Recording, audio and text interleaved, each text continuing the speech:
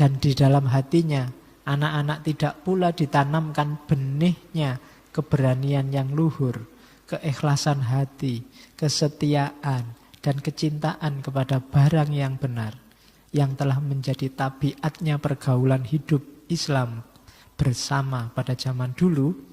Dan murid-murid juga tidak diberi pengajaran yang mendidik kebatinan yang halus, keutamaan budi, dan kebaikan perangai yang dulu telah membuat orang Arab, penduduk lautan pasir, menjadi bangsa tuan yang halus adat lembaganya dan menjadi tukang menanam keadaban dan kesopanan. Dan juga di dalam hatinya murid-murid tidak ditanam bijinya penghidupan yang soleh dan sederhana, sebagai dulu sudah menjadikan masyhur namanya umat Islam. Sekolah-sekolah yang hanya memberi kepandaian yang dingin, tidak hidup, dan akhirnya hanya menuntun kepada materialisme. Sekolah-sekolah yang demikian itu bagi umat Islam lebih baik tidak ada saja.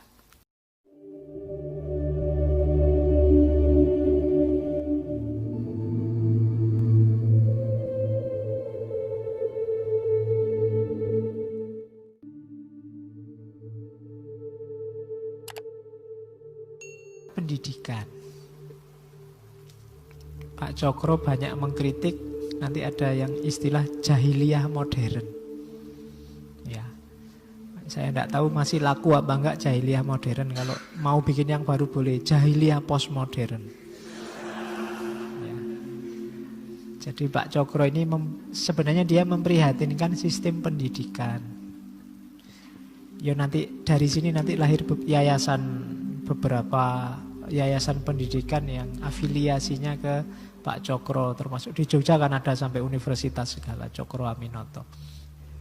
Ya, ada yang alumni sana. Oke.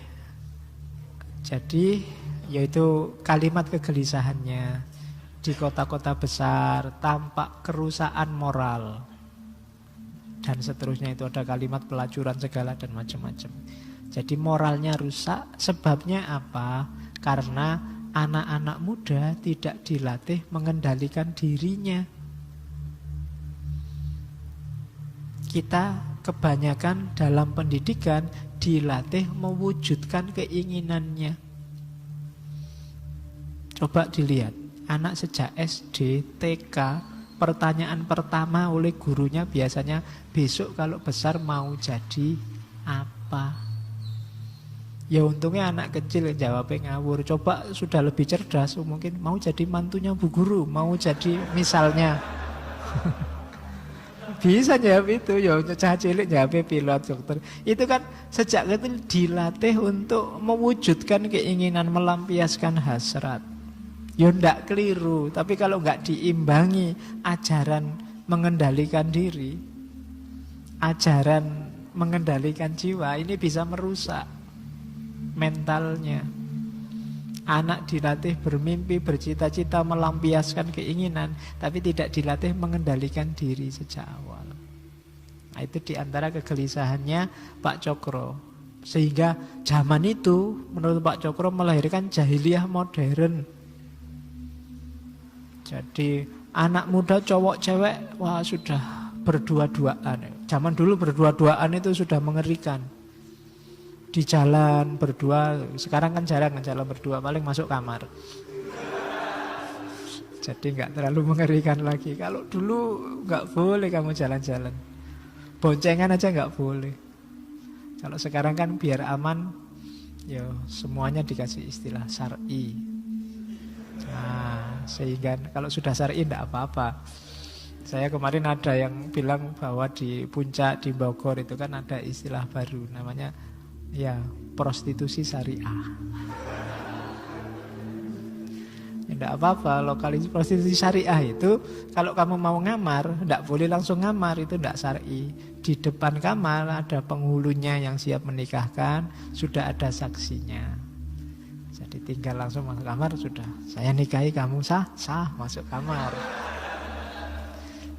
ada tarifnya. Itu kan syar'i kan, enggak dosa, aturannya begitu kok. Nanti keluar kamar, saya ceraikan, nanti malam saya mau nikah lagi sama yang lain. Itu bisa begitu. Itu kan sudah syar'i. Oke. Jadi kemasannya lebih syar'i, tapi sebenarnya karakternya masih jahiliyah. Ya.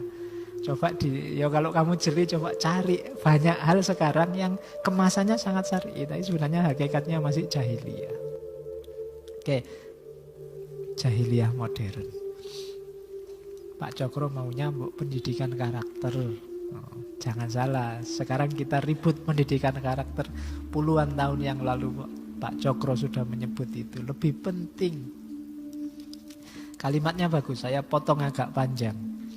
Kalau ada orang Islam mendirikan sekolah atau madrasah tinggi, pertengahan atau rendah dengan cuma memberi ganjaran, memberi pengajaran untuk kepandaian akal saja, tetapi dalam hatinya anak-anak tidak ditanamkan benih kemerdekaan dan benih demokrasi yang menjadi tanda kebesaran dan tanda perbedaannya umat Islam besar pada zaman dulu itu. Dan di dalam hatinya anak-anak tidak pula ditanamkan benihnya keberanian yang luhur, keikhlasan hati, kesetiaan, dan kecintaan kepada barang yang benar, yang telah menjadi tabiatnya pergaulan hidup Islam bersama pada zaman dulu.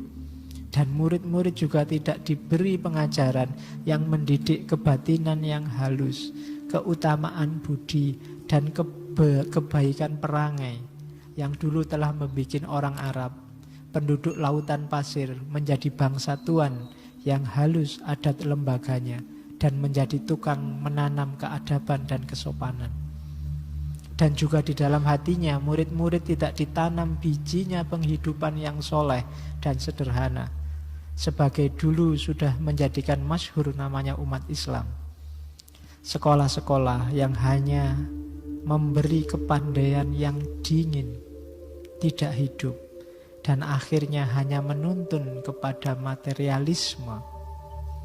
Sekolah-sekolah yang demikian itu bagi umat Islam lebih baik tidak ada saja. Ngapain cuma ngerusak generasi, nambah-nambahi beban agama dan negara.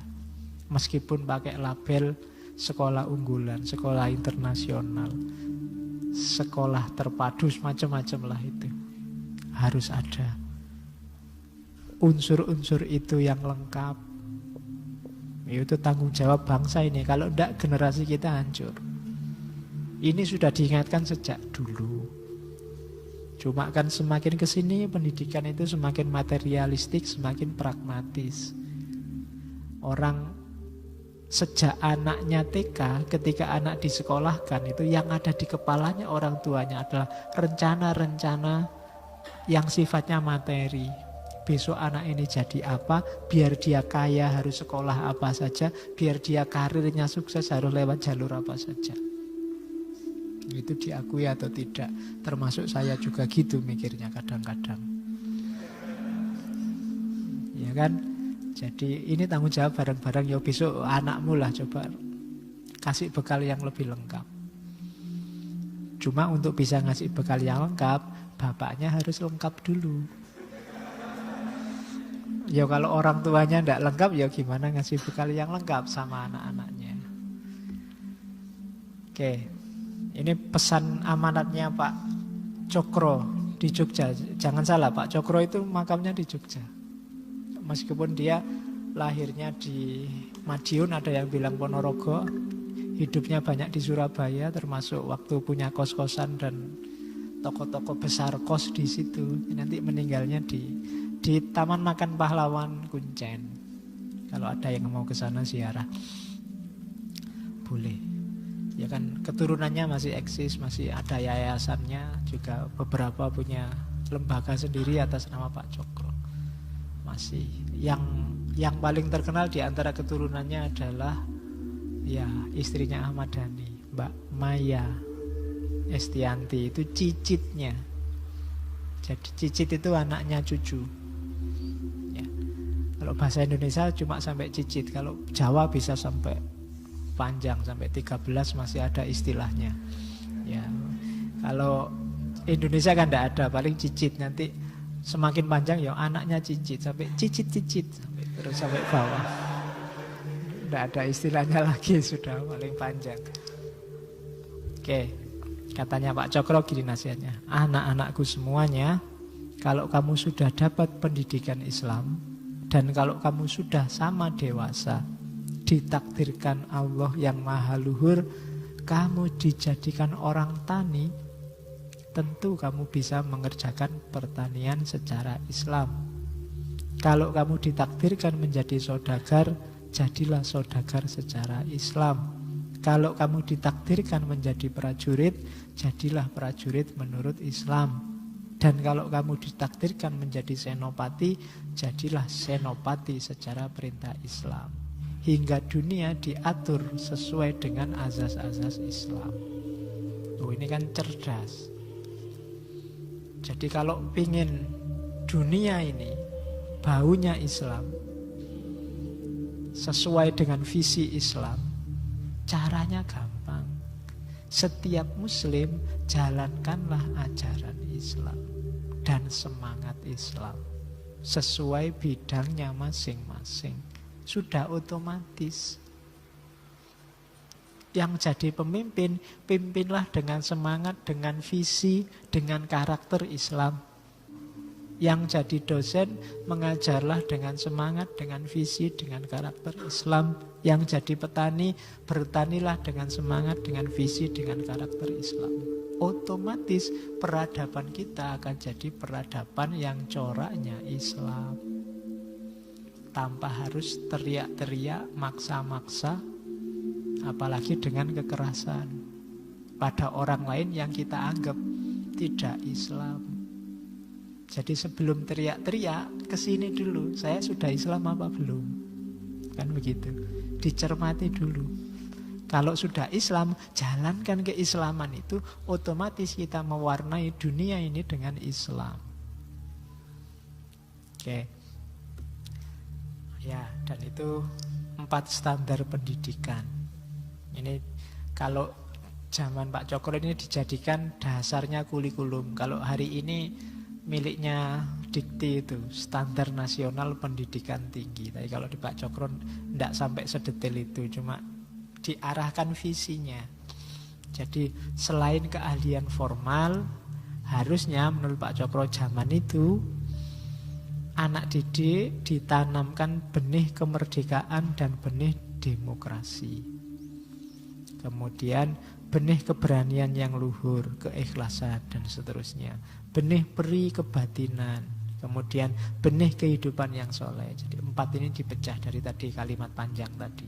Standarnya ini, kalau ingin bikin pendidikan yang berkualitas.